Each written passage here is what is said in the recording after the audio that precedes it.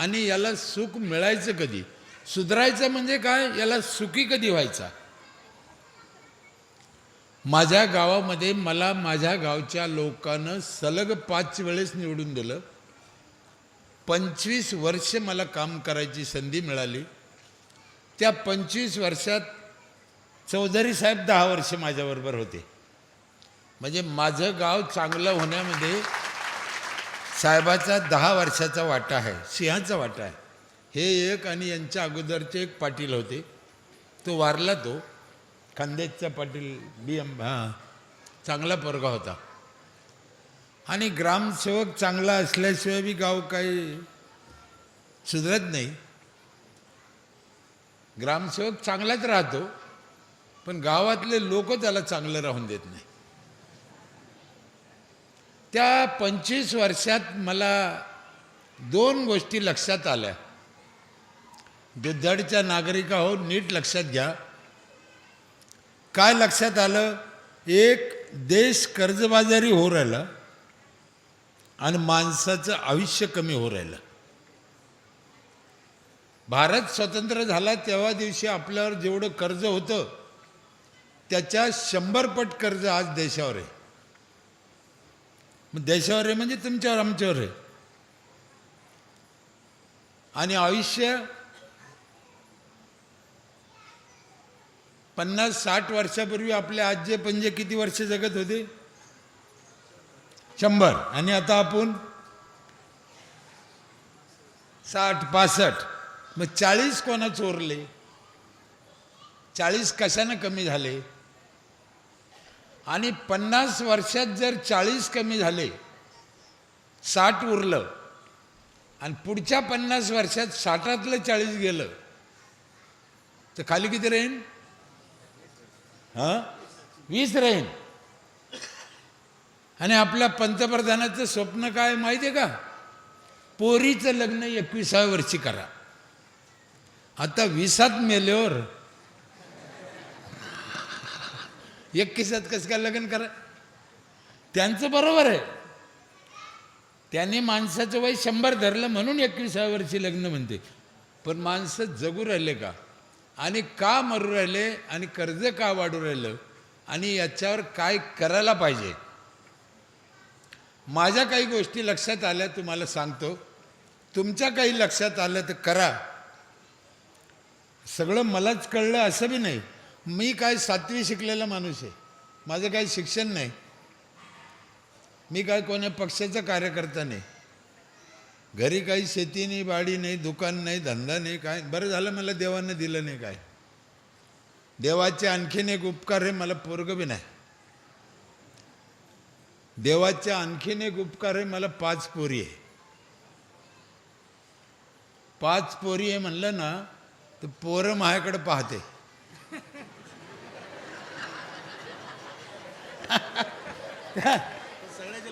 त्यांना असं वाटतं चौधरीनं चांगला धरून आणला बकरा, ओळखीचा आहे, एखादीचं देईन.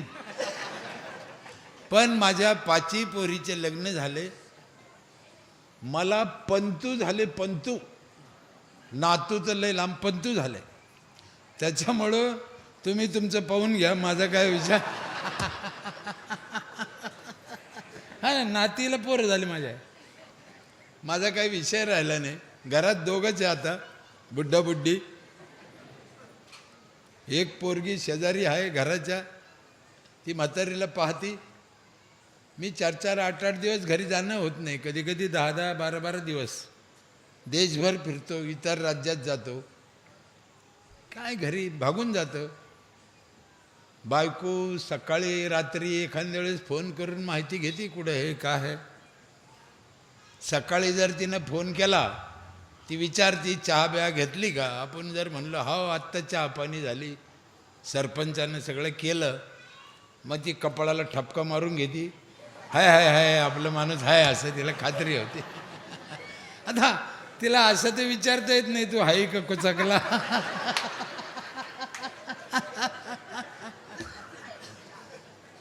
चहा घेतली का असं विचारायचं. काय करायला पाहिजे माणसानं गावानं ग्रामपंचायतीनं एक 5-6 गोष्टी तुम्हाला सांगतो, नीट लक्ष देऊन ऐका आणि करा. तुम्हाला आणखीन काही सुचलं तर करा. पहिलं काम आहे पाणी स्वच्छ प्या. पाणी स्वच्छ म्हणतो मी, याचा अर्थ पाणी सगळ्याचं खराब झालं.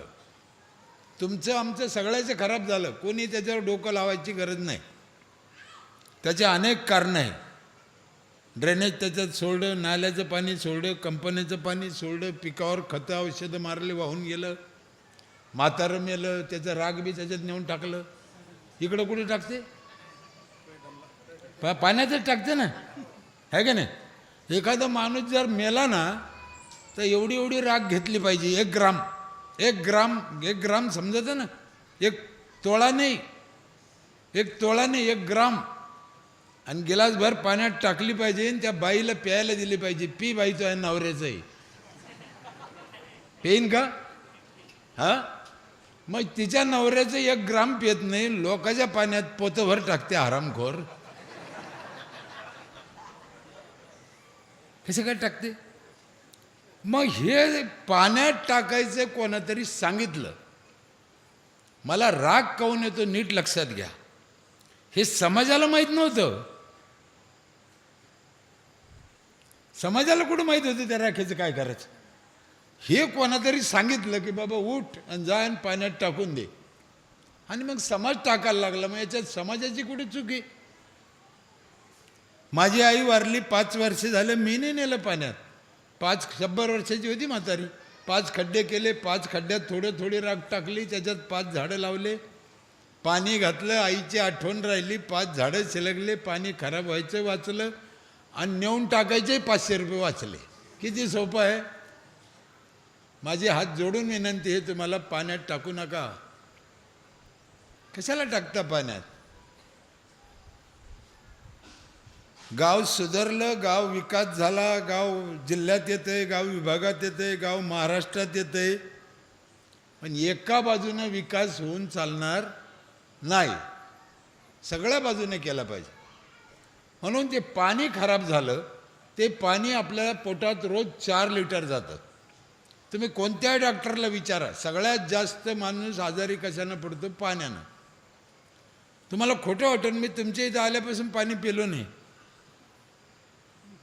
पिलो का? नाही पिलो. मी माझंच पाणी पितो. माझ्या गावची कोणतीही बाई कोणत्याही गावाला गेलेली पाणी पित नाही. पिऊस आणि पिल्याचं आजारी पडले शिरायचं नाही. मग पाणी सगळ्याचं खराब झालं, ते आता चांगलं करून प्यायचं. आपण देशाचं पाणी नाही सुधारू शकत, पण आपल्या गावचं आपण चांगलं करून पिऊ शकतो. मग आता एक माणूस कसं पिईन, एक माणूस कसं करीन? म्हणून ग्रामपंचायत मध्ये काय येते? एकटा माणूस फिल्टर कसं करीन? म्हणून ग्रामपंचायतनं करायचं. पहिलं काम पाणी स्वच्छ करून प्या. दुसरं काम आहे झाडं भरपूर लावा, फळाचे लावा. फळाचे झाडं लावा. नीट लक्षात घ्या, आम्ही अत्याशिक झाडं लावायला लावलो, पण फळाचे नाही लावित.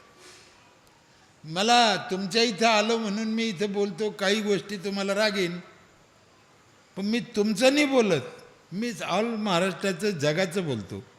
डोळ्यापुढं काही दिसलं का ते बोलतो. आपण अशोका लावतो, गुलमोहर लावतो, ते बदाम लावतो, काय उपयोगाचं झाड आहे? काहीच नाही ना. त्याला ऑक्सिजन नाही ना, त्याला काही फळं येत नाही ना, ते कोणत्या कामाचं नाही. त्या गुलमोहरवर चिमणी बी बसत नाही.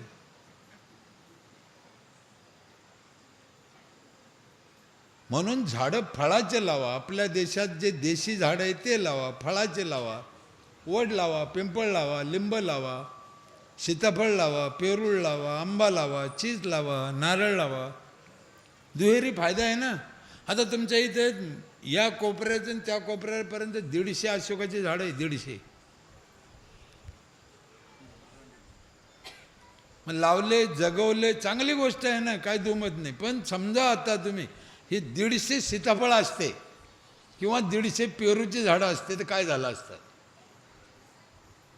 किंवा 150 नारळ असते.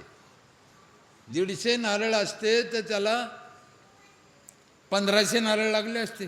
1500 नाही, 15,000. 15,000 नारळ आले असते एवढ्या जाग्यात. पण प्रश्न असा आहे, इथं जर 15,000 नारळ आले असते तर ते खायचे कोणा? आपला प्रॉब्लेमच वेगळा आहे. अरे कोणा बी खाल्लं तर काय बिघडत तुम्हाला? आपल्या इथे यावर्षी 1.5 लाख नारळ निघाले साहेब, 1.5 लाख माझ्या गावात. मी सरपंचाला म्हणलो एकदा 10-20 महिला घेऊन या, आणि माझं गाव सुधरिलं तर महिलांनाच सुधरिलं. एकदा आणा 10-20 जणी दाखवा. 1.5 लाख नारळ निघाले, नारळ 1.5 लाख. आणि गावानं खाल्ले, विकले नाही आम्ही. 100 तुम्ही लावलेले जांभळी 100 क्विंटल जांभळं निघत त्याच्यात स्मशानभूमीत. 100 क्विंटल जांभळं. महिला अमावस्याच्या दिवशी बी स्मशानभूमीत घुसत आहे. तिला भूत नाही दिसत, जांभळं दिसते, जांभळं. चांगली गोष्ट आहे ना, काय झालं काय. पण मी कोणत्या गावात गेलो ना, लोकांना सांगतो फळाचे झाडं लावा, फळाचे लावा. लोक मला काय म्हणते, पोरं ठेवायचे नाही. का आपले पोरं खाते म्हणून जर आपण फळाचे झाडं लावित नाही, आपल्यासारखे हलकटापून. मी एका गावात म्हणलं होतो, इतका जर तुम्हाला लेकराचा राग आहे, मग त्या भानगडीतच कशाला गेले? काही गरज पडली होती त्याच्या वाचून? रामदेव बाबाच्या आश्रमात जाऊन राहायचं ना, कशाला कुठं नाही गेलं? हो, आपल्या लेकरानं फळं तोडून खाल्ले, आनंद व्हायला पाहिजे. उलट त्याचा हात नाही पुरला तर तुम्ही त्याला टेकू द्यायला पाहिजे. खाऊ द्या ना. माझ्या घरी कमीत कमी मला वर्षाला 400 नारळ फुकट भेटते आज. कशाला म्हणते? म्हणून पाणी स्वच्छ प्या, झाडं भरपूर लावा, गावात स्वच्छता ठेवा, साफसफाई, गटार बंदिस्त पाहिजे, स्वच्छालयाचा वापर पाहिजे, साफसूफ पाहिजे. अहो, नखं काढायचे लोकांना सांगा लागत. अजून काय काही बाया तर म्हणते मास्तरनीन काढा, अंगणवाडीचं ताई नाही काढा. आपल्या लेकराचे नखं मास्तरनीचं काय संबंध आहे? काढले तर काढले, नाही काढले, आपण ध्यान द्या ना. स्वच्छतेच्या बाबतीत आपण लय माग आहे अजून. महिला मंडळ नीट लक्ष द्या पोराओ. आपली चूक नाही आहे, आपल्याला लक्षात नाही आलं ते, आणि आपल्याला कोणी शिकलं नाही. आज बी मी पाहतो खेड्यात जेवायच्या आधी कितीतरी लोक हात धुते, हात धुते ना असं पुशीते. हा, मग धुते का झालं? तुम्ही ध्यान करायचं आहे का? हे कोणी शिकलंच नाही ना. जेवणाच्या आधी हात धुतल्यावर कशालाच पुसायला नाही पाहिजे. टावेलाला नाही, कपड्याला नाही, कशालाच नाही. कशाला पुसायचं? घाण करायचं पुन्हा. हा, जेवण झाल्यावर हात धुतलं तर मग पुसा. खूप गोष्टी आपल्या लक्षात येत नाही. आता तरी थोडे लोक सुधारले.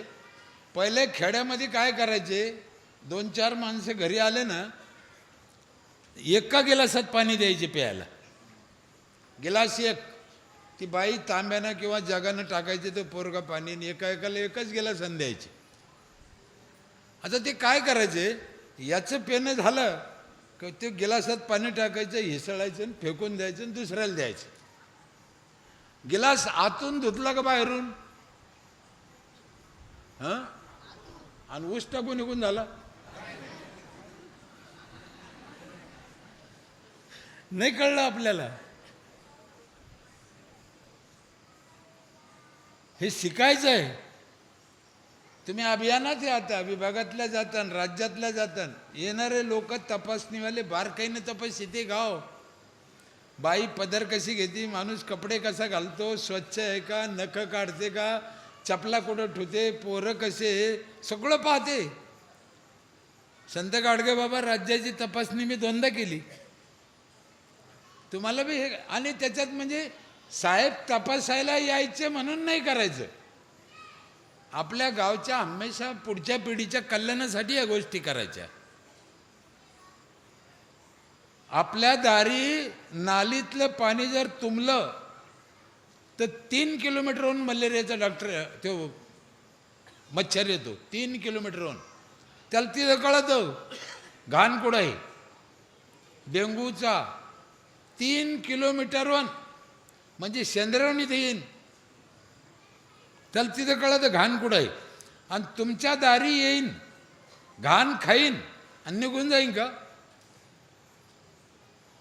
घाण खाल्ल्यावर जाताना एक गुलाबजामुन बी खाईन ना. आणि एक जामून खाल्ला का 15 दिवसाचा फटका बसला. म्हणून स्वच्छता, गाव झाडून घेतलं पाहिजे रोज. आपल्या वाडवडिलांनी काय सांगितलं, हात फिरे तिथे लक्ष्मी फिरे. आणि 75 वर्षात हात नाही फिरे. काय की गावाचं झाडूनच घेत नाही कधीच. पण मला खरं मनापासून सांगतो, तुमचं गाव आल्यापासून चांगलं वाटलं, मनापासून आनंद आहे. असेच व्हायला पाहिजे गाव. मी पेपरला वाचायचो, साहेब सांगायचे, माहिती घ्यायचं, ऐकायचं, मला आनंद व्हायचा. महाराष्ट्रात बरेच गावं चांगले झाले, 200-400 गावं तरी चांगले झाले. मी आत्तापर्यंत 7,000 गावामध्ये गेलो असं. चांगले हो राहिले गावं, व्हायलाच पाहिजे.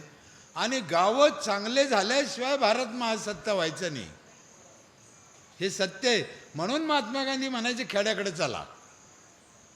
कारण खेडे सुधारल्याशिवाय, शेतकरी सुधारल्याशिवाय, ग्रामीण भाग सुधारल्याशिवाय देश सुधरू शकत नाही. म्हणून खेडे सुधारले पाहिजे. स्वच्छता ठेवा, मुलांचं शिक्षण चांगलं करा. आपल्याकडे काय होतं खेड्यामध्ये, 8वी 9वीच्या नंतर पोरं शिकत नाही आणि पोरीला शाळेत पाठवत नाही. हे सत्य आहे साहेब. पोरं शिकत नाही आणि पोरीला शाळेत पाठवत नाही. मग खरं सांगा, तुम्हाला कोणतंही आरक्षण मिळालं दुनियाभरचं तर त्याचा काय उपयोग होईल? त्याला शिकावं लागेल ना, आधी शिक्षण पाहिजे ना. शिकतच नाही. पोरीला तर जाऊनच देत नाही शाळेत. इथलं किती पोरी जात असेल पुढं, 9वी 10वी 11वी 12वीला जात्या का? किती जात्या? चांगलं आहे, चांगलं आहे, जायला पाहिजे. मी फार वाईट बोलतो आईला, पोरीला पाठवा, आपलं लेकरू हे भरोसा ठेवा. आणि शाळेत जायची ती मास्तरकडं, मास्तरणीकडं, काय काळजी करू नका. आणि पोरी वाईटच असते असं नाही. तुमच्या खेड्यामध्ये, तुमच्या गावामध्ये बाई रोजाना जाती महिला मंडळ, काय हजेरी आहे तिला? 250. आणि मास्तरणीला किती आहे? 2,500. साहेब विचार करा, 250 रुपये कुठं आणि 2,500 कुठं हजेरी? आमची 8 घंटे उन्हात मरती 250. ती 6 घंटे सावलीत बसून जाती. शनिवार रविवार सुट्टी आहे का नाही? आपल्याला तिचा राग नाही आहे. तिला 2,500 काहून आहे? तिच्या बापानं तिला शिकवलं म्हणून आहे. आपल्याला कोणावर जळायचं नाही. म्हणून मुलीला शिकवा. तुम्हाला शेवटच्या शब्दात सांगतो, नीट ध्यान करा. आज तुमच्या मनात जी भीती आहे, पोरीला एकटं कसं पाठवू, आहे का नाही? आईबापाला वाटतं एकटं कसं पाठवू, पण ती चांगल्या ठिकाणी चालली ना, एवढं काही घाबरायचं कारण नाही. सगळं जग वाईट नाही आहे. माझं म्हणणं असं आहे, आज तुम्हाला एकटीला कसं पाठवू वाटतं, उद्या 250 रुपये रोजानं उसात कामाला जाती, तेव्हा काय 2-2 पोलीस राहते का तिच्या संग? मग तेव्हा तर तिला गरज आहे. त्यापेक्षा आज शिकून द्या. पोरी तहसीलदार झाल्या, कलेक्टर झाल्या, मास्तर झाल्या, ग्रामसेवक झाल्या, विमान चालली त्या, गाड्या चालली त्या, बिंदास शिकू द्या. शिक्षणाचं महत्त्व हरिपाठात सांगितलंय, पण आम्हाला समजून सांगितलं नाही. बुद्धीचे वैभव अन्य नाही तुझे, एका केशी राजे सकळ सिद्धी. उद्याची सिद्धी काय आहे? बुद्धी. आणि बुद्धी काय नाही ती? वारकरी संप्रदायासारखं ज्ञान जगात नाही कुठं, पण आम्हाला समजून सांगणारा पाहिजे. समजून एक अभंग आम्हाला लई झाला, अख्ख्या गावाला ना अख्ख्या जगाचं कल्याण करायला एक अभंग लई झाला एक. पण कोणी समजून सांगत नाही ना, उलट सांगते, उलट चुकीचं सांगते. आणि चुकीचं सांगितल्यामुळे समाज चुकीच्या दिशेने जातो. महादेवाला महाराजाला लय राग आला होता एकदा, मी ऐकला तर आले महाराज आहे, महाराज आहे कीर्तनकार. महादेवाला शिवरात्रीच्या दिवशी कोणतं झाड आवडतं? हा, हे तुम्हाला कोणातरी बाबांनी सांगितलं, तुम्हाला कुठं माहीत होतं? बरोबर आहे की नाही? पण त्यानं काय सांगितलं माहिती आहे का? गावात एक दोन असलेले झाडं वरबडून आणा, शिवरात्रीच्या दिवशी लावा, हे कोणत्याच बाबानं सांगितलं नाही. मग लावायला पाहिजे का? आहे ते वरबडून आणायला पाहिजे? लावायला पाहिजे ना. वृक्षवल्ली आम्हा सोयरे वनचरे, गाथ्यात सांगितले 400 वर्षापूर्वी महाराजांनी, झाडाला सोयरे म्हणले महाराज, सोयरे. हे कोरोना आला होता ना, कोरोना,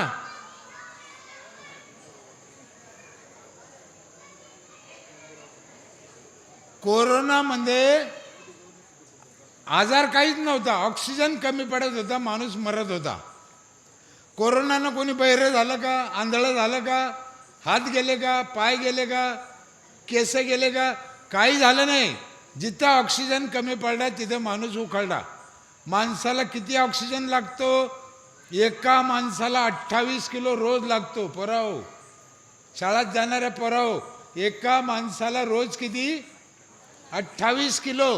आणि एक झाड देतं 7 किलो. म्हणजे एका माणसाला जगायला किती झाडं पाहिजे?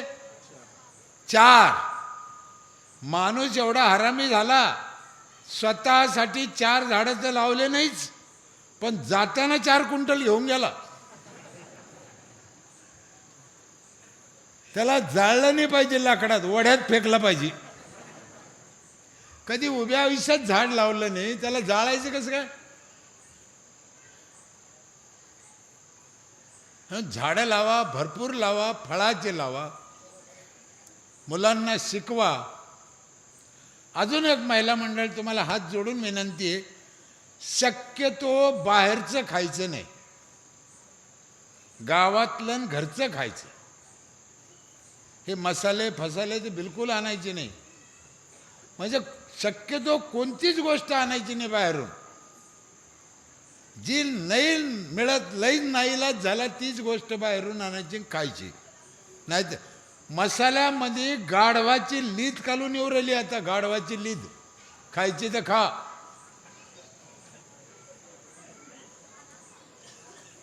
तुम्ही मला एक सांगा, इथं बसलेले लोक हो, खरं खरं बोलायचं, गोकुळाष्टमी आज.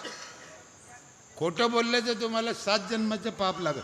हॉटेलमध्ये जशी भाजी लागते, समोरचे खरं सांगा, हॉटेलमध्ये जशी भाजी लागती तशी चव घरी येते का? नाही येत. मग असा कोणता मसाला आहे का तो तुमच्या बायकोला माहीत नाही? एकच मसाला आहे, त्याचं नाव आहे घोड्याची लीद. ज्या दिवशी तुम्ही घोड्याची लीद हाताना भाजीत टाकता, तिथून पुढं हा हॉटेलीत जायचंच नाही. अहो साहेब, परवा UPला धरलं आणि नामांकित मसाले. त्या दिवशी अकोल्याला 8 दिवस झाले, सिमेंटचा लसूण, गहू प्लास्टिक, तांदूळ प्लास्टिक, डाळी, शेंगदाण्यामध्ये खडा कुठून येईन हो? आणि ते बी लाल खडा. शेंगदाणा म्हणजे भुईमुगाच्या शेंगाला टर्पल असतं. ज्या वेळेस भुईमुग उपटला जातो त्याला माती येईल, दगड कुठून येतो? मग टोटल भेसळ. फळं एका दिवसात एवढले, टरबूज एका दिवसात लाल, बाहेरून आणलेलं. म्हणून घरचं खायचं, बाहेरचं खायचं नाही. आणखीन एक काम आहे, म्हाताऱ्या लोकाला जीव लावा. गावातले जे वयस्कर लोक आहे, गरीब आहे, निराधार आहे, मुलं बाळं नाही, मुलं बाळं नोकरीला गेले किंवा नाही आहे, सांभाळीत नाही, अशा लोकाला गावानं ग्रामपंचायतीने सांभाळलं पाहिजे. सगळं केलं पाहिजे त्यांचं, सगळं. काल सरकारनं म्हाताऱ्या लोकांसाठी एक महामंडळ काढलं आहे, आता कालच काढलं. आपल्या गावातलं म्हातारं आपण नाही सांभाळायचं तर कोण सांभाळायचं? आपल्या गावचं म्हातारं दुसऱ्या गावाला जाऊन भीक मागतं, आपल्याला लाज वाटायला पाहिजे. मग गावातले म्हातारे गावात सांभाळा, त्याला काही एवढा खर्च येत नाही. काय मोठं